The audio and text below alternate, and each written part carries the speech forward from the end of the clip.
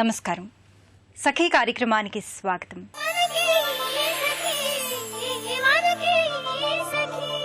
ఆధునిక జీవన పరిస్థితులు, వాతావరణం వల్ల ప్రతి మహిళ బ్యాగ్ను తప్పక వాడాల్సి వస్తుంది.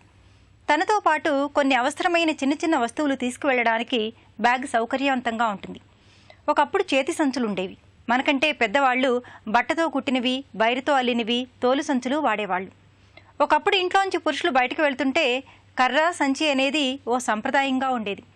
అలాంటిది నేడు నగరాల్లో, పట్టణాల్లో స్త్రీలు బయటకు వెళ్తుంటే హ్యాండ్ బ్యాగులు తప్పనిసరైంది. హ్యాండ్ బ్యాగ్ అనేది వేసుకునే వారికి సౌకర్యంగా ఉండాలి. అలాగే వాళ్ళ ఆహార్యానికి నొప్పేటట్టు, నిండుదనం తెచ్చేటట్టు ఉండాలి. ఏదో ఒక బ్యాగ్ను భుజాన్ని వేసుకుని వెళ్ళలేం కదా. కంటికి కూడా ఇంపుగా ఉండాలి. చూసేవాళ్ళు బ్యాగ్ బాగుందని మెచ్చుకోవాలి. ఆధునిక మహిళకు అత్యవసరమైన బ్యాగుల గురించి ఇవాళ మాట్లాడుకుందాం ఈ కార్యక్రమం చూశాక.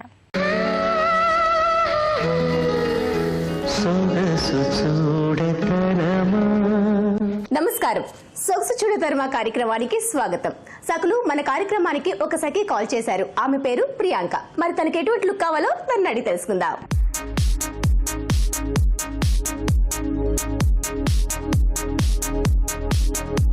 హాయ్ ప్రియాంక. హాయ్, ఎలా ఉన్నారు? నేను బాగున్నాను. మీరు ఎట్లా ఉన్నారు? నేను చాలా బాగున్నాను ప్రియాంక. ఎక్కడి నుండి వస్తున్నారు? నేను నారాయణగూడ నుంచి వస్తున్నాను. ఓకే, ఏం చేస్తూ ఉంటారు ప్రియాంక? నేను ఏరోస్ అండి. ఓ, అంటే ఎప్పుడు కూడా మోడర్న్ లుక్ లోనే ఉంటారు. అవునండి. ఓకే, మరి ఈ రోజు ఏ లుక్ కోసం మాకు కాల్ చేశారు? ఇండో వెస్టర్న్ అండి. ఇండో వెస్టర్న్ అంటే రెండు మిక్సింగ్ అన్నమాట. ఎప్పుడు రొటీన్ గా మోడర్న్ గా ఉండి అలవాటు అయిపోయింది. ఇండో. ఓకే ఓకే, చాలా మంచి ఆలోచన. ఓకే, మరి మీరు కోరుకునే లుక్ కోసం ఈ రోజు మనం వచ్చేసాం దిల్సుఖ్ నగర్ లో ఉన్న ఇందిరా అగర్వాల్ బ్యూటీ క్లినిక్ కి. సో ఈ రోజు మనతో పాటు ఉన్నారు బ్యూటీ ఎక్స్పర్ట్ ఇందిరా గారు. మనకి నీకు ఏ లుక్ సరిపోతుందో ఆవిడ అడిగి తెలుసుకుందాం. ఇందిరా అగర్వాల్ నాకు తెలుసు అండి. నేను ఇప్పుడే ఈ మంతే మిస్సెస్ గుజరాతీ టైటిల్ విన్ అయినాను. అందులో ఆమెనే నాకు మేకప్ చేసింది. గ్రేట్. ఓకే ఓకే, ఇప్పుడు మళ్ళీ పరిచయం అవుతున్నారు. ఓకే ఓకే, మరి నువ్వు ఇంకా అప్పుడు ఆల్రెడీ గెలిచావు, విన్నర్ అయ్యావు కాబట్టి ఇంకా బెటర్ గా ఈ రోజు మిమ్మల్ని రెడీ చేస్తారు. ఓకే, మరి ఇందిరా గారిని ఇన్వైట్ చేద్దామా? సరే అండి. హాయ్ ఇందిరా గారు. హాయ్ లహరిక, ఎలా ఉన్నారండి? బాగున్నా, మీరు ఎట్లా ఉన్నారు? నేను చాలా బాగున్నానండి. ఆల్రెడీ ప్రియాంక ఇక్కడ ఉంది, మీరు చూసారా? Yeah, hi Priyanka. First of all congratulation. Thank you so much. Already మీరు చేసిన వల్ల తను విన్ అయిందంట, చెప్పింది. ఆల్రెడీ విన్నారా? I know that. ఓకే, ఎప్పుడు కూడా మోడర్న్ లుక్ లో ఉంటుంది. తను ఆల్రెడీ హెయిర్ హోస్టల్ కాబట్టి. కానీ ఈ రోజు కాస్త తనకి ఇండో వెస్టర్న్ కావాలంట.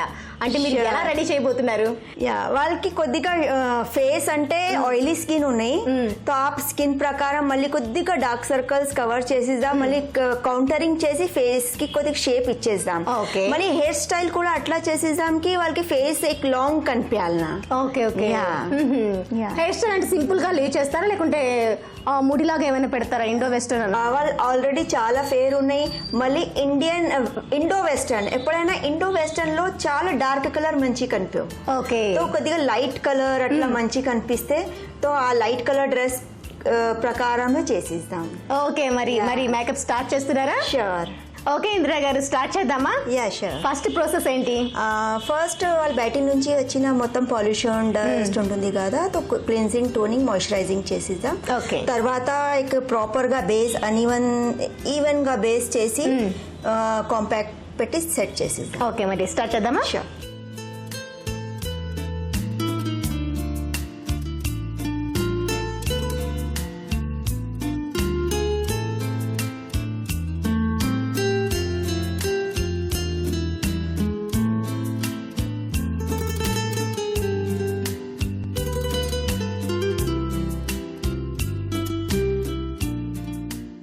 లహరిక, ఇప్పుడు బేస్ కంప్లీట్ అయింది.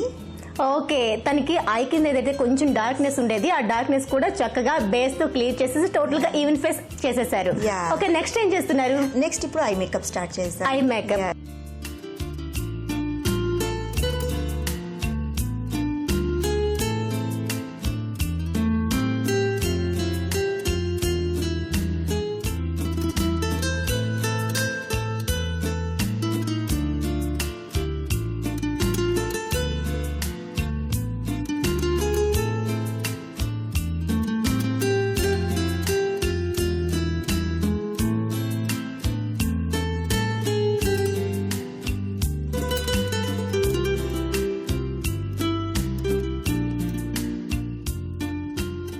లహరిక, ఇప్పుడు ఐ మేకప్ కంప్లీట్ అయింది. ఓకే, నెక్స్ట్ లిప్ మేకప్ ఏం చేస్తున్నారు? లిప్ మేకప్ అంటే వాళ్ళ కలర్ గ్రీన్ ఉన్నాయి కదా డ్రెస్ కలర్, తో ఇప్పుడు పింక్ షేడ్ పెడదాం. Pink. Yeah. Okay okay, already bright ఉంది కాబట్టి పింక్ చాలా చక్కగా కనిపిస్తుంది. చక్కగా కనిపిస్తుంది. ఓకే, మరి స్టార్ట్ చేద్దామా? Sure.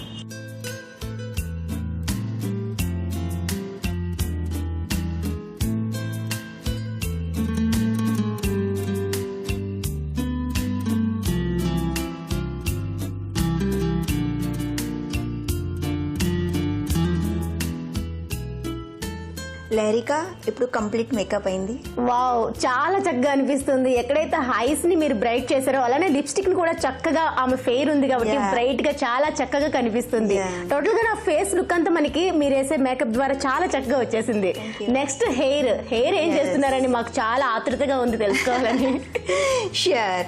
ఆ హెయిర్ అంటే ముందు చెప్పినా కదా, వాళ్ళ హెయిర్ స్ట్రైట్ చేసిన ఉన్నాయి, ఆల్రెడీ స్ట్రైట్నింగ్ ఉంది కాబట్టి స్ట్రైటింగ్ ఉన్నాయి. ఇండో వెస్టర్న్ అన్నాం కాబట్టి ఇక్కడ ఎలాంటి హెయిర్ స్టైల్ అనేది తో వాళ్ళు మామూలుగా అంటే స్ట్రైట్ హెయిర్ లో ఉంటా, బట్ డిఫరెంట్ లుక్ అంటే ఎప్పుడైనా స్ట్రైట్ కి కర్ల్ కి స్ట్రైట్ ఇస్తే డిఫరెంట్ లుక్ కనిపిస్తాయి కదా. తో ఇప్పుడు కర్ల్ ఏదైనా మెస్సీ కర్ల్స్ బర్న్ లాగా ఇచ్చేద్దాం పైన హైట్ లో. ఓకే ఓకే, మరి హెయిర్ స్టైల్ స్టార్ట్ చేద్దామా? Sure. ఓకే.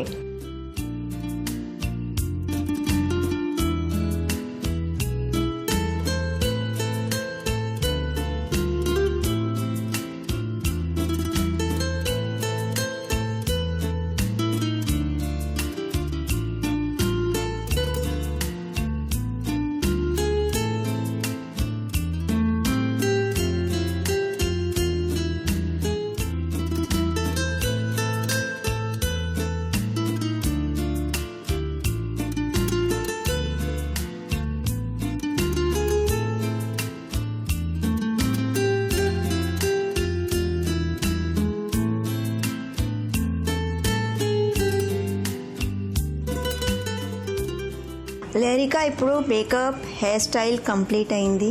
చాలా చాలా చాలా బాగుంది ఇందిరా గారు. చాలా అంటే చూస్తుంటే ఏంటంటే ఆమె ఫేస్ కి ఏదైతే సెట్ అవుతుందో అదే కరెక్ట్ గా వేశారు. అది ఇండో వెస్టర్న్ అన్నారు కాబట్టి కరెక్ట్ గా సెట్ అయింది. ఆ లుక్ కూడా హెయిర్ లోనే వచ్చేసింది మొత్తం గ్లో అంతా. సైడ్ కి యాక్సెసరీస్ అన్ని పెట్టారు, చాలా కలర్ఫుల్ గా కనిపిస్తుంది. ఇంకా బ్యాలెన్స్, ఇంకా డ్రెస్ చేంజింగ్ మనకు ఉంది. ఓకే ప్రియాంక, డ్రెస్ చేంజింగ్ రెడీగా ఉన్నావా? అవును. Dress change.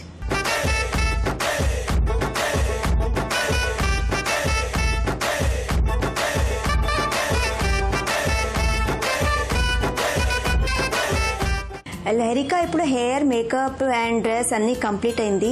ఎలా ఉంది లుక్? ఇందిరా గారు అసలు ఏమైనా చేశారా? ఇలా చూస్తుంటే నాకు ఒక బొమ్మను చూస్తున్నట్టుగా ఉంది కానీ ప్రియాంకని చూస్తున్నట్టుగా నాకు అనిపించట్లేదు. అందుకే ఆల్రెడీ మిసెస్ గుజరాత్ అయిపోయింది ఆమె. ఇంకా ఆమెను ఇంత అందంగా తీర్చిదిద్దారంటే చాలా చాలా క్యూట్ గా ఏంజిల్ లా ఉంది. మరి ఇంత మంచి లుక్ ఇచ్చినందుకు మీకు ధన్యవాదాలండి. Thank you, my pleasure. Priyanka, నిన్ను నువ్వు చూసుకున్నావు అసలు చూసుకున్నాను. ఎలా అనిపిస్తుంది? చాలా మంచిగా అనిపిస్తుంది. నాకు ఆమె వర్క్ తెలుసు ఎట్లా చేస్తుందని. ఆమె నా మేకప్ చేసింది మిసెస్ గుజరాతీ రాజస్థానీ ఇండియా కోసం. ఇప్పుడు నేను ఇండియా కోసం కూడా అప్లై చేస్తున్నా, జాన్ లో ఉంది. ఖచ్చితంగా ఆమెతోనే చేపిస్తాను మేకప్. డెఫినెట్ గా అలా పొగట్ట కాదు కానీ నిజంగానే మీరు ట్రై చేస్తే డెఫినెట్ గా రీచ్ అవుతారు, అంత నమ్మకం ఉంది. ఆ లుక్ కూడా మీకు అలా ఉంది, బాగా సెట్ అయింది. థ్యాంక్ యూ అండి, థ్యాంక్ యూ. ఓకే ప్రియాంక, మీరు మిసెస్ గుజరాత్ గా ఉన్న మీరు మిస్సెస్ ఇండియాగా రావాలని మేము మనస్ఫూర్తిగా కోరుకుంటున్నాం. ఆల్ ద బెస్ట్ అయ్యో. థ్యాంక్ యూ అండి, థ్యాంక్ యూ. ఓకే, మరి మీ అందమైన ర్యాంప్ వాక్ ను మాకు చూపిస్తారా? చూపిస్తానండి.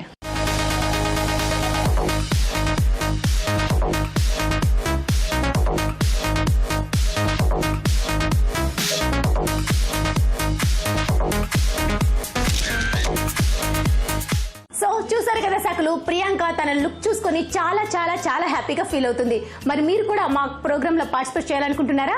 అయితే వెంటనే 0402255654 నెంబర్ కు కాల్ చేయండి. ఇది వాటి సొగసు చూడతర్మ కార్యక్రమం. మరో అందమైన కార్యక్రమంలో మళ్ళీ కలుసుకుందాం. అంతవరకు సెలవు, నమస్తే. నేడు మార్కెట్లో రకరకాల బ్యాగులు దొరుకుతున్నాయి. వందల నుంచి వేల రూపాయల వరకు ఉన్నాయి. ఏది కొనాలి, ఎంత పెట్టి కొనాలి, ఎలాంటి బ్యాగ్ అవసరమని ఎవరికి వాళ్ళు నిర్ణయించుకోవాల్సిందే. బ్యాగ్ కొనాలి అనుకున్నప్పుడు ముందు అది మీ శరీరాకృతికి ఎంతవరకు సూట్ అవుతుందో ఆలోచించాలి. మీకు మరింత అందాన్నిచ్చేదిగా ఉండాలి. సన్నగా పొడుగ్గా ఉండేవాళ్లకు చిన్న సైజు బ్యాగులు బాగుంటాయి. లావుగా బొద్దుగా ఉండేవాళ్ళు పెద్ద సైజు బ్యాగులు ఎంచుకుంటే బాగుంటుంది. అదే తక్కువ ఎత్తు ఉన్నారనుకోండి, పెద్ద పెద్ద బ్యాగులు బాగుండవు. పొడుగ్గా వేలాడేవి నొప్పవు.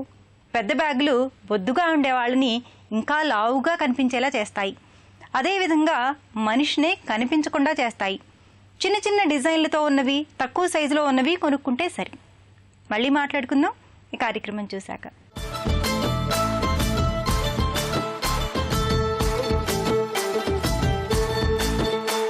నమస్కారం, మాటే మంత్రం కార్యక్రమానికి స్వాగతం. ఇవాళ కార్యక్రమంలో మనతో ఉన్నారు ప్రముఖ సైకాలజిస్ట్ డాక్టర్ దేవికారాణి గారు. సకలు ఉత్తరాల ద్వారా రాసిన సమస్యలకు సలహాలు, సూచనలు అందిస్తారు. వారితో మాట్లాడి మరిన్ని విషయాలు తెలుసుకుందాం. నమస్తే మేడం. నమస్కారం. ఎలా ఉన్నారు? బాగున్నాను, మీరు ఎలా ఉన్నారు? చాలా బాగున్నాను మేడం. ఒకసారి తన సమస్యను రాశారు, చదవమంటారా? ఓకే. నమస్తే మేడం, నా పేరు లలిత. నేను హైదరాబాద్ నుంచి రాస్తున్నాను. నాదో సమస్య. నా వయసు 28 సంవత్సరాలు. నాకు పెళ్ళైంది. 3 సంవత్సరాల బాబున్నాడు. నాకు మా హస్బెండ్తో సమస్య ఉంది. పెళ్ళైన తర్వాత మేము మానసికంగా, శారీరకంగానూ చాలా తక్కువ సమయం గడిపాం. బాబు పుట్టిన తర్వాత తను మాకు పూర్తిగా దూరం అయిపోయాడు. బాబుతో టైం కూడా స్పెండ్ చేయడం. ఒక తండ్రిలా కాకుండా బయట వ్యక్తిలా ఉంటారు. ఈ విషయం అడిగితే నేను ఆర్థికంగా కుటుంబానికి అన్నీ ఇస్తున్నా అంటారు. ఈ మధ్యనే నాకు తెలిసింది ఏంటంటే, ఒక అబ్బాయిని ఇష్టపడుతున్నాడు, తనతోనే ఉండాలి అనుకుంటున్నాడు అని. తను చెప్పాడు నేను హోమోసెక్షువల్ అని. తనకు కుటుంబ జీవితం మీద ఆసక్తి లేదని. నేను చాలా అయోమయ పరిస్థితిలో ఉన్నా. ఈ విషయం గురించి ఎవరితోనైనా చెప్పాలి అన్నా సిగ్గుగా ఉంది. ఇప్పుడు తను ఇంటికి రావటం కూడా మానేశాడు. నా ఫ్యూచర్ ఏంటి అని ఆలోచిస్తే నేను డిప్రెషన్లోకి వెళుతున్నా. నాకు ఏదైనా సలహా ఇవ్వగలరు అంటూ రాస్తున్నారు మేడం. ఓకే, లలిత గారు లెటర్ రాశారు. చాలా అరుదైన సమస్య గురించి తను అట్లీస్ట్ ఓపెన్లీ తను మాట్లాడుతున్నారు. ఇంపార్టెంట్ థింగ్ తను రాసింది అంటే వాళ్ళ హస్బెండ్ హోమోసెక్షువల్ అనేసి. సో ఇది డెఫినెట్గా పెళ్ళైన తర్వాత ఒక వైఫ్కి అయితే ఇది షాకింగ్ అనే ఉంటుంది. అండ్ ఇప్పటికీ మన సమాజంలో ఈ ఎల్జీబీటీ కమ్యూనిటీ అనేది యాక్సెప్టబుల్ థింగ్ కాదు.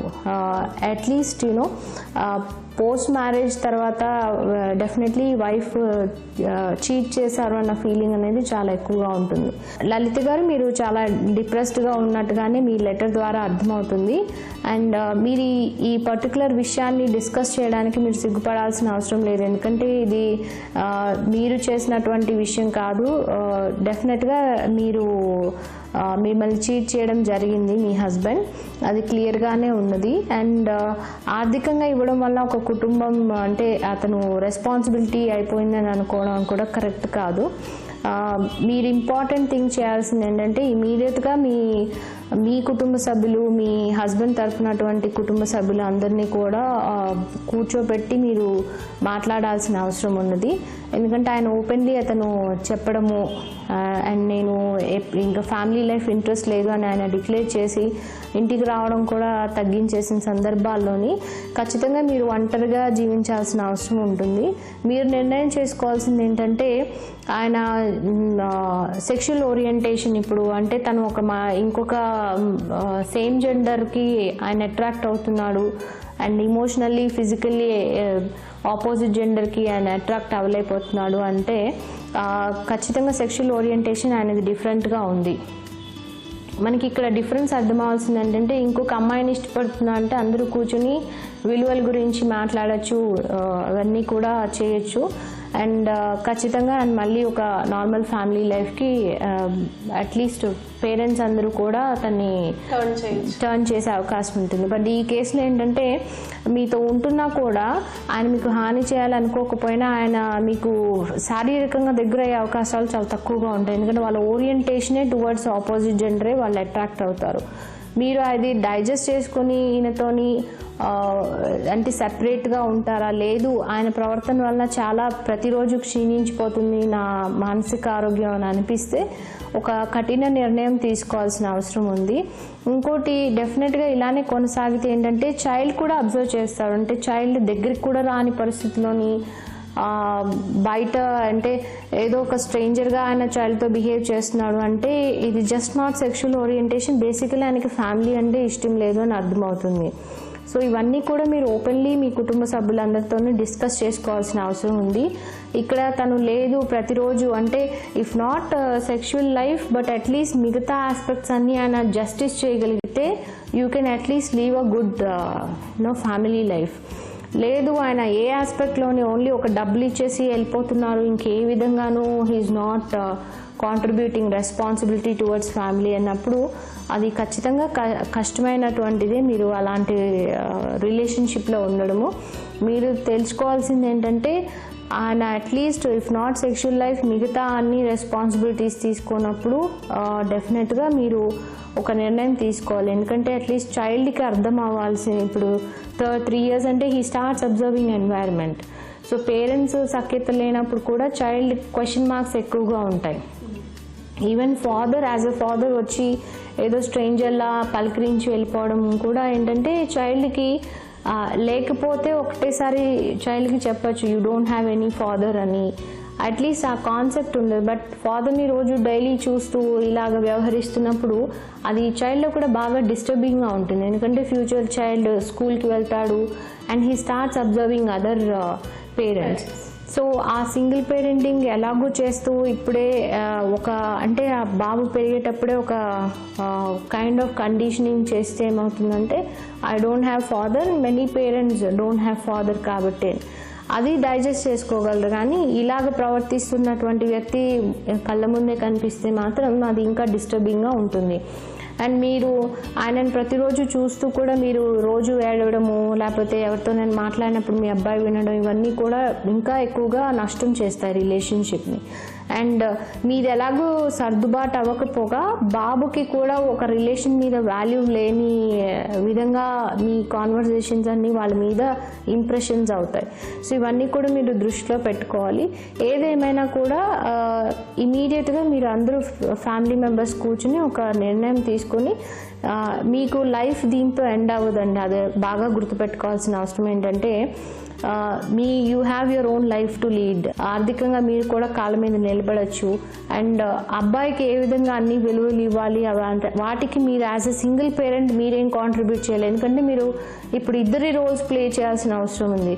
సో ఎటువంటి నెగటివ్ స్టెప్స్ తీసుకోవద్దు, ఎందుకంటే దాని ప్రభావం అంతా కూడా మీ అబ్బాయి మీద పడే అవకాశం ఉంటుంది. తెలుసో తెలియకో ఈ రిలేషన్షిప్ కంటిన్యూ అయింది, మీ బాబు పుట్టాడు. సో మీరు దీన్ని జస్టిఫై చేయడానికైనా మీరు ఆరోగ్యకరంగా ఉండాల్సిన అవసరం ఉన్నది. లలిత గారు రాసిన సమస్యకు చాలా చక్కటి సలహాలు సూచనలు ఇచ్చారు మేడం. ధన్యవాదాలు. నమస్కారం. ఇది వాళ్ళ మాటే మంత్రం కార్యక్రమం. మరో అందమైన ఎపిసోడ్లో మళ్ళీ కలుద్దాం. అంతవరకు సెలవు. నమస్కారం. స్త్రీలు వేసుకునే బ్యాగులు కేవలం వాళ్ళకి సౌకర్యవంతంగా ఉండడమే కాదు, ఆయా సందర్భానికి సమయానికి తగిన విధంగా ప్రత్యేకంగా కనిపించాలి. కట్టుకున్న దుస్తులను బట్టి కూడా బ్యాగులు మారుతూ ఉంటాయి. స్నేహితులతో వెళ్తుంటే స్లింగ్, షోల్డర్ వంటి బ్యాగులు వేసుకోవచ్చు. అదే సాయంత్రం వేడుకలకు వెళ్తుంటే వెళ్లే వేడుకను బట్టి బ్యాగ్ని ఎంచుకోవచ్చు. రాత్రిపూట అనుకోండి, మెరుస్తూ అందంగా కనిపించే సీక్వెన్లు, కుందన్లు కలిసిన క్లచ్ తరహా బ్యాగులు బాగుంటాయి. ఇక ఈ కాలం యువతులు ఆధునిక జీవనశైలితో పాటు పాశ్చాత్య సంస్కృతిని అలవాటు చేసుకుంటున్నారు కదా. అలాంటి వాళ్ళు సఫారీ, శాచిల్ వంటి బ్యాగులు వేసుకుంటే వారి దుస్తులకు, మేకప్కు తగిన విధంగా ఉంటుంది. బ్యాగ్ అనేది మహిళలకు అవసరం కాబట్టి ఒకరిని చూసి మరొకరు కొనడం కాకుండా వారి వారి జీవన శైలిని బట్టి కొనుక్కోవడం మంచిది. మళ్ళీ మాట్లాడుకుందాం ఈ కార్యక్రమం చూశాక.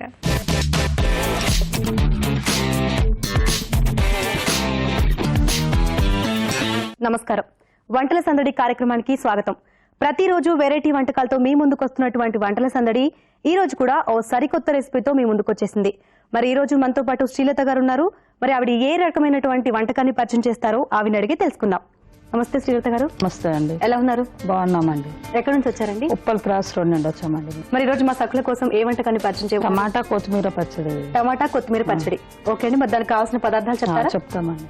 టమాటా, కొత్తిమీర, అల్లం వెల్లుల్లి పేస్ట్, ఆయిల్, జీలకర్ర మెంతుల పౌడర్, చింతపండు, కారం, ఉప్పు.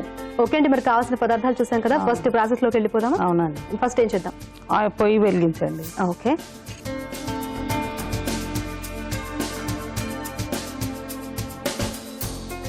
బాండి పెట్టండి. ఓకే ఓకే అండి. బాండి పెట్టేసాం కదా, నెక్స్ట్ ఏం చేద్దాం? ఆయిల్ వేసుకుందాం. ఓకే, ఆయిల్ వేసాము. నెక్స్ట్ టమాటా ఇవ్వాలండి. ఓకే.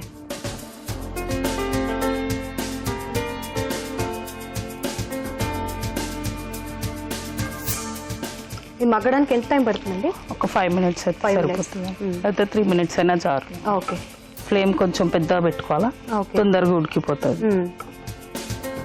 కొత్తిమీర వేసుకుందాము కొద్దిగా, ఓకే కొంచెం టేస్టీ వస్తుంది ఇలా గ్రైండింగ్ చేస్తే. Okay okay. జనరల్ గా అయితే కొత్తిమీర పచ్చడిలో కొత్తిమీర కానీ లేదంటే టమాటా పచ్చడిలో టమాటా కానీ చేస్తారు. అంటే ఇది రెండు కలిపి కాబట్టి టమాటా కొత్తిమీర ఫ్రై చేస్తారు. చింతపండు వేసుకోవాలండి ఇప్పుడు ఓకే కొద్దిగా అంతా, 2-3 రెక్కలు అంతే. ఇప్పుడు అల్లం వెల్లుల్లి పేస్ట్ వేసుకుందాం. ఓకే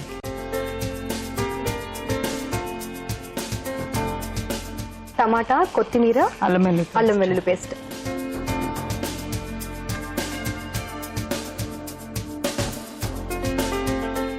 ఇది బాగా కలుపుకోవాలా. ఓకే ఇది కొద్దిగా ఉడికిన తర్వాత ఉప్పు కారం జీలకర్ర మెంతుల పౌడర్ వేసేసి గ్రైండ్ చేసేయాలి. ఓకే.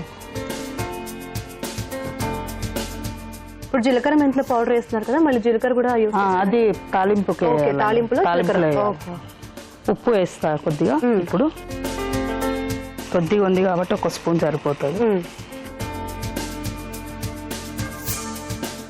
కారం కూడా ఓకే, ఉప్పు కారం. ఎక్కువ తినేవాళ్ళు కొంచెం ఎక్కువ వేసుకోవచ్చు. ఓకే, మామూలుగా కొద్దిగా టేస్ట్ బట్టి వేసుకోవచ్చు.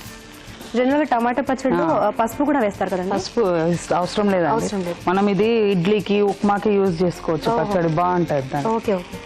జీలకర్ర మెంతుల పౌడర్ ఇది కలుపుకుందాం. ఓకే,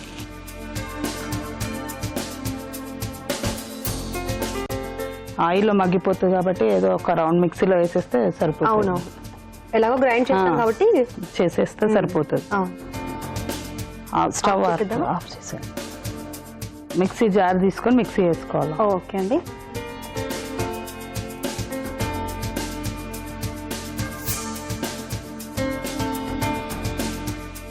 కాస్త చల్లగా అయిపోయిన తర్వాత మిక్సీ పట్టుకోవాలా. తర్వాత కొద్దిగా ఆయిల్ వేసి తాలింపు చేసేసి ఓకే ఇది అందులో వేసేసి కొద్దిగా ఉడకబెట్టాలి. ఓకే అండి, మరి మిక్స్ చేద్దామా? ఒకసారి గ్రైండ్ చేస్తే సరిపోతుంది.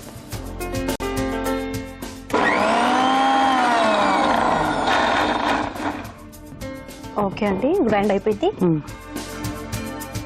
ఓకే, సరిపోతుందండి. ఓకే అండి, మరి నెక్స్ట్ ఏం చేద్దాం? స్టవ్ వెలిగించి బాల్డీ పెట్టి తాలింపు వేద్దాం. ఓకే,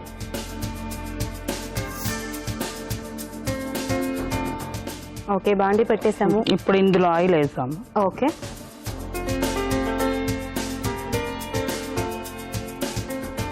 కొంచెం ఆయిల్ ఎక్కువ అంటే బాగుంటుంది. ఇప్పుడు జీలకర్ర వేసుకుందాము. జీలకర్ర ఓకే, తాలింపుకు సరిపడా జీలకర్ర. ఓకే, జీలకర్ర వేసాము. నెక్స్ట్ కరివేపాకు వేసుకుందాం. కరివేపాకు. ఓకే, కొత్తిమీర కూడా వేసేసాము. ఓకే, కరివేపాకు కొత్తిమీర 2 వేసేసి. ఓకే అండి, మరి నెక్స్ట్ ఏం వేద్దాం? ఇందులో పచ్చడి గ్రైండ్ చేసింది ఇందులో గ్రైండ్ చేసిందని ఇందులో వేసేద్దాం.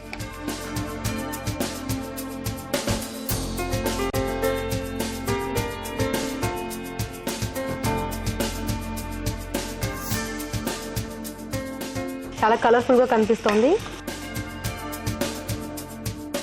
అయిపోయిందండి? అయిపోయిందండి. సర్వింగ్ బౌల్ తీసుకొని సర్వింగ్ చేసుకో. ఓకే,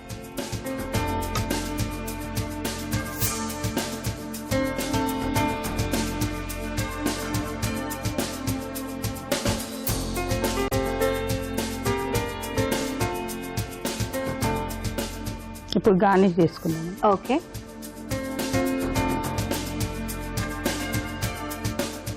క్యారెట్ తురుము, ఉల్లిపాయలు, కొత్తిమీర, లైట్గా పచ్చిమిర్చి, టమాటా కొత్తిమీర పచ్చడి రెడీ. టేస్ట్ చూసి చెప్పండి.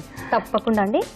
టమాటా కొత్తిమీర పచ్చడి టేస్ట్ చూసే ముందు కావలసిన పదార్థాలు, తయారు చేసే విధానాన్ని మరొకసారి చూద్దాం. టమాటా కొత్తిమీర పచ్చడికి కావలసిన పదార్థాలు: టమాటా, కొత్తిమీర, కరివేపాకు, అల్లం వెల్లుల్లి పేస్ట్, చింతపండు, జీలకర్ర మెంతుల పొడి, ఉప్పు, కారం. తయారు చేసుకునే విధానం: ఒక బాండి పెట్టి నూనె పోసి టమాటా వేసి చింతపండు, అల్లం వెల్లుల్లి పేస్ట్, ఉప్పు, కారం, జీలకర్ర మెంతుల పౌడర్ వేసి ఉడికించిన మిశ్రమాన్ని గ్రైండ్ చేసుకోవాలి. ఇంకొక బాండిలో నూనె పోసి జీలకర్ర, కరివేపాకు వేసి ఈ తాలింపు మిశ్రమంలో ముందుగా గ్రైండ్ చేసిన టమాటా మిశ్రమాన్ని కలుపుకోవాలి. తర్వాత ఒక సర్వింగ్ బౌల్ లో తీసుకొని సర్వ్ చేసుకోవాలి. అంతే, టమాటా కొత్తిమీర పచ్చడి రెడీ.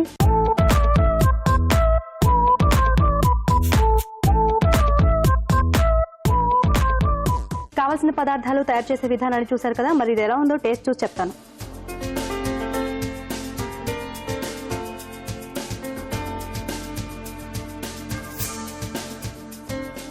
చాలా బాగుందండి శ్రీలత గారు.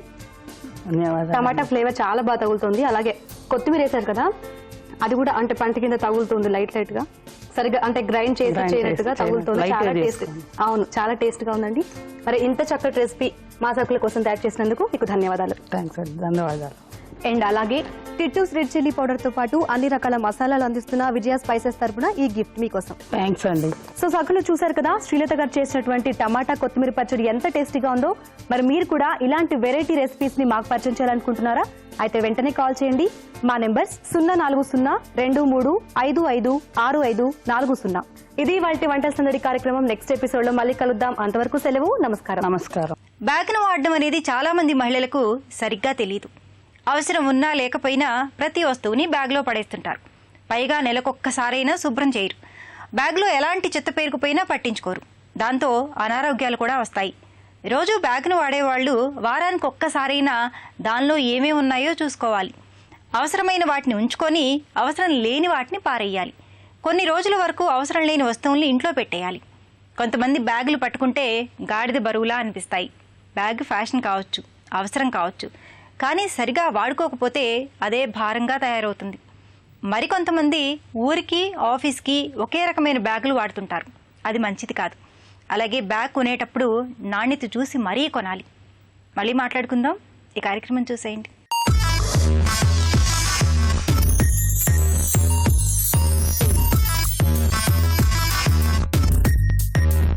నమస్కారం. సక్సెస్ మంత్ర కార్యక్రమానికి స్వాగతం. మన సక్సెస్ మంత్ర కార్యక్రమంలో ఎప్పటికప్పుడు సోషల్ నెట్వర్కింగ్ సంబంధించి, టెక్నాలజీకి సంబంధించి బోల్డంత ఇన్ఫర్మేషన్ తెలుసుకుంటున్నాం కదండి. మరి ఈ రోజు మరింత ఇన్ఫర్మేషన్ మనకు తెలియజేయడానికి మనతో ఉన్నారు కంప్యూటర్ ఎక్స్పర్ట్ నల్లమతు శ్రీధర్ గారు. మరి దేనికి సంబంధించిన ఇన్ఫర్మేషన్ ఈ రోజు శ్రీధర్ గారు మనకి ఇవ్వబోతున్నారో తెలుసుకుందాం. నమస్కారం శ్రీధర్ గారు. నమస్తే. ఎలా ఉన్నారు? సో శ్రీధర్ గారు ఈ రోజు మా సర్కులకు దేనికి సంబంధించిన ఇన్ఫర్మేషన్ ఇవ్వబోతున్నారు? జనరల్ గా ఏంటంటే మనకి కంప్యూటర్స్, మొబైల్స్ వాడటం మొదలు పెట్టిన తర్వాత హౌస్ వైఫ్స్ అలాగే రిటైర్డ్ ఎంప్లాయీస్ కావచ్చు, ఎవరైనా ఇంటి దగ్గర కూర్చొని మనం డబ్బులు సంపాదించుకోవాలనే ఇది ఇంట్రెస్ట్ పెరుగుతూ ఉంది. సో అసలు ఆన్లైన్ లో ఉపాధి ఎలా పొందొచ్చు, ఆన్లైన్ లో మనం ఎంతో కొంత పాకెట్ మనీ కావచ్చు, ఇలాగ డబ్బులు ఎలా సంపాదించుకోవచ్చు మనం డిస్కస్ చేసుకున్నాం. సో ఆన్లైన్ కేవలం ఫేస్బుక్ కాకుండా, చాటింగ్స్ కి కాకుండా, వాట్సాప్ కి కాకుండా, గేమ్స్ ఆడడానికి కాకుండా డబ్బులు కూడా సంపాదించవచ్చు అంటారు మీరు. వావ్, ఎలా అండి? అంటే మీరు అన్నట్లుగా ఫేస్బుక్, వాట్సాప్ లో చాటింగ్ చేసుకుంటూ అలాగే టైం పాస్ చేసేంతకాలం మనకు దీంట్లో ఉండే ఉపాధి అనేది అర్థం కాదు. డెఫినెట్ గా కొద్దిగా ఇన్నోవేటివ్ గా మనం ఆలోచించగలిగితే కనుక ఆన్లైన్ లో చాలా అవకాశాలు ఉన్నాయి. ఇక్కడ ఫర్ ఎగ్జాంపుల్ చాలా మంది ఏదో ఒక స్కిల్ ఉంటుంది, అది పెయింటింగ్ కావచ్చు, లేకపోతే కనుక ఏదో సబ్జెక్ట్ రిలేటెడ్. కొంతమంది ఏంటంటే సడన్ గా మ్యారేజ్ కావడం వల్ల చదువు ఆపేసేస్తూ ఉంటారు. వాళ్ళకి ఏదో సబ్జెక్ట్ లో మ్యాథ్స్ లోనో లేకపోతే కనుక దాంట్లో నాలెడ్జ్ ఉంటుంది. అలాగే కొంతమంది లలిత కళలు ఏవైతే కనుక డాన్స్, సింగింగ్ ఇలాంటివి, వీటి మీద అవగాహన ఉంటుంది. సో వీటి మీద నాలెడ్జ్ కోసం చాలా మంది స్టూడెంట్స్ వెయిట్ చేస్తూ ఉంటారు. యుఎస్ లో కావచ్చు, ఇక్కడ ఇండియాలో కావచ్చు. వాళ్ళు నేరుగా వచ్చేసేసి మన దగ్గర క్లాస్ తీసుకోవడానికంటే టైం పర్మిట్ కాదు, అలాగే చాలా దూరంలో ఉంటారు. కాబట్టి డెఫినెట్ గా అలాంటి వాళ్ళకే మనం క్లాసెస్ ఇవ్వడానికి కూడా మనకు ఆన్లైన్ ప్లాట్ఫామ్ ని మనం యూజ్ చేసుకోగలిగితే వాడు నేర్చుకోవాలనుకునే వాళ్ళు నేర్చుకోగలుగుతారు. అట్ ది సేమ్ టైమ్ మనకి ఎంతో కొంత ఆదాయం అనేది వస్తుంది. సో ఇలాంటివి చేయొచ్చు. అలాగే వెబ్సైట్స్ లాంటివి పెట్టవచ్చు. వెబ్సైట్ పెడితే కనుక డెఫినెట్ గా మనకు కావాల్సిన కంటెంట్ అనేది మనకి దేని మీద ఇంట్రెస్ట్ ఉంది, అది వంటలు కావచ్చు, లేకపోతే కనుక టెక్నాలజీ కావచ్చు, ఏదైనా కావచ్చు, కంటెంట్ ని మనం దాంట్లో రాసుకుంటా వెళ్ళి ఉన్నామంటే కనుక డెఫినెట్ గా అది ఒక స్థాయికి వచ్చిన తర్వాత దాంట్లో యాడ్ రెవెన్యూ అనేది వచ్చే అవకాశం అనేది ఉంటుంది. అలాగే యూట్యూబ్ ఛానల్స్ స్టార్ట్ చేయొచ్చు. ఇలా ఎన్నో రకాల పద్ధతులు మనకు అందుబాటులో ఉన్నాయి. ఒకవేళ కోడింగ్ లాంటిది అంటే ప్రోగ్రామింగ్ లాంగ్వేజ్ తెలిసి కొంతమంది ఉంటారు. సో అలాంటి వాళ్ళు ఉంటే కనుక వాళ్ళు ఆన్లైన్ లోనే కొన్ని సాఫ్ట్వేర్ డెవలప్ చేసుకోవడానికి కూడా ప్రాజెక్టులు వస్తూ ఉంటాయి. సో వీటిలో ఏదైనా కానీ మనకి చేసుకోగలిగితే కనుక డెఫినెట్ గా ఎవరి మీద ఆధారపడాల్సిన పని లేకుండా ఒక మంచి ఇన్కమ్ అనేది మనం పొందవచ్చు. సో శ్రీధర్ గారు మీరు అన్నట్టుగానే ఈ ఆన్లైన్ ద్వారా, వెబ్సైట్స్ ద్వారా ఇన్కమ్ అనేది ఉంది అని అంటున్నారు. ఇంట్రెస్టింగ్ గా ఉంది, చేయాలని ఇంట్రెస్ట్ కూడా కలుగుతుంది. కానీ స్టార్ట్అప్ అసలు ఎలా చేయాలి, ఏం చేయాలి, ఎలా మొదలు పెట్టాలి, దీనికి ఎలాంటి టెక్నాలజీ కావాలి, ఈ ఇన్ఫర్మేషన్ అసలు నాలాంటి దానికైతే ఉండదు, అలాంటి కామన్ వాళ్ళకి. సో వాళ్ళకి స్టార్ట్అప్ అనేది ఎలా, అంటే ఎలా, ఎక్కడ స్టార్ట్ చేయాలి? అంటే దీనికి వచ్చేటప్పటికి మనకి ఎలాంటి ప్రత్యేకంగా పెట్టుబడి అవసరం లేదండి. అంటే ఎక్కడి నుంచో మనకి లక్షలాది రూపాయల డబ్బులు తీసుకొచ్చేసి పెట్టుబడి పెట్టాల్సిన అవసరం లేదు. డెఫినెట్ గా కొంత ఇది అంటే ఒక వెబ్సైట్ పెట్టాలనుకోండి, ఎగ్జాంపుల్ హోస్టింగ్ తీసేసుకోవడం, ఒక బేసిక్ నాలెడ్జ్ ఉంటే సరిపోతుంది. అలాగే యూట్యూబ్ ఛానల్ లాంటిది పెట్టాలంటే కనుక మనం ఎక్కడ పర్మిషన్స్ తీసుకోవాల్సిన పని లేదు. సింపుల్ గా మనకు ఒక జీమెయిల్ అకౌంట్ ఉంటే సరిపోతుంది. మన దగ్గర ప్రొఫెషనల్ కెమెరా డిఎస్ఎల్ఆర్ లాంటిది ఏదైనా ఉంటే కనుక, బ్రాడ్కాస్ట్ కెమెరాస్ దాకా మనం వెళ్లాల్సిన పని లేదు.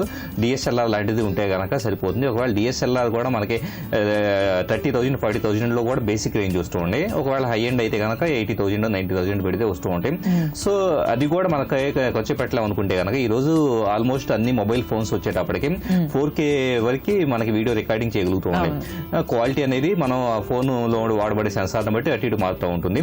సో మన దగ్గర ఉండే ఫోన్ తోనే ముందు first of all innovative ideas ని మనం ఇచ్చేసుకో, ఒక లిస్ట్ గా తయారు చేసేసుకొని నెక్స్ట్ మనం ఏం షూట్ చేయాలనుకుంటున్నాం, ఎగ్జాంపుల్ యూట్యూబ్ ఛానల్ పెట్టాలంటే ఏం షూట్ చేయాలనుకుంటున్నాం, ఏది పీపుల్ కి అర్థం అవుతుంది, మన క్రియేటివిటీకి మించిన పెట్టుబడి ఇక్కడ ఏదీ లేదు. సో మనం ఏదో డబ్బులు తీసుకొచ్చేసి పెట్టుబడి పెట్టాలి, దానికి రిటర్న్స్ ఎప్పుడు వస్తాయని ఆలోచించాల్సిన పని లేదు. డెఫినెట్ గా మన థాట్స్ అన్నింటినీ పేపర్ మీద పెట్టేసేసుకొని మన దగ్గర ఉండే ఫోన్ ద్వారా మనం డిఫరెంట్ కొంత ఓపిక్ గా షూట్ చేసేసుకొని వాటిని ఎడిట్ చేసుకొని అప్లోడ్ చేస్తే సరిపోతుంది. ఓకే, సో అంతా బాగుంది. మరి దీని పబ్లిసిటీ ఎలా చేసుకోవచ్చు? పబ్లిసిటీ అనేది మనకి ఈ రోజు ఫేస్బుక్ కావచ్చు, లేకపోతే వాట్సాప్, వీటి ద్వారా షేరింగ్ అనేది మనం చేసుకుంటా పోయామంటే కనుక కంటెంట్ చాలా వైరల్ గా వెళ్తుంది. ఈ రోజు మనం చూస్తూ ఉన్నాం ఫేస్బుక్ లో, వాట్సాప్ లో రకరకాల కంటెంట్ మన నోటీస్కి వస్తుందంటే అది ఆల్రెడీ ప్రమోటెడ్ కంటెంట్. సో అలాగే మనం ప్రమోట్ చేసుకుంటా వెళ్ళామంటే కనుక డెఫినెట్ గా మనం ఎవరి మీద డిపెండ్ అవ్వాల్సిన పని లేకుండానే మన వెబ్సైట్ లేదా మన యూట్యూబ్ ఛానల్ అనేది పీపుల్ కి రీచ్ అవుతుంది, చేసుకోవచ్చు. అట్ ది సేమ్ టైం వచ్చేటప్పటికి మనకి డిఫరెంట్ అదే మనం అనుకున్న ఆన్లైన్ కోర్సెస్ కావచ్చు, లేకపోతే ఇలాంటివి అనుకున్నాం. సో ఆల్రెడీ మన దగ్గర ఒక స్టూడెంట్ జాయిన్ అయ్యాడు అనుకుందాం. సో మౌత్ పబ్లిసిటీ ద్వారా వాళ్ళు కొత్త వాళ్ళని తీసుకొచ్చేసి జాయిన్ చేస్తూ ఉంటారు. అలాగే మనం ఫేస్బుక్ పేజెస్, గ్రూప్స్ ప్రతి ఒక్కళ్ళు వచ్చేటప్పటికే ఇండివిజువల్ అయినా కంపెనీ అయినా కానీ ఒక ఫర్మ్ లాగా తయారు చేసుకున్నాం.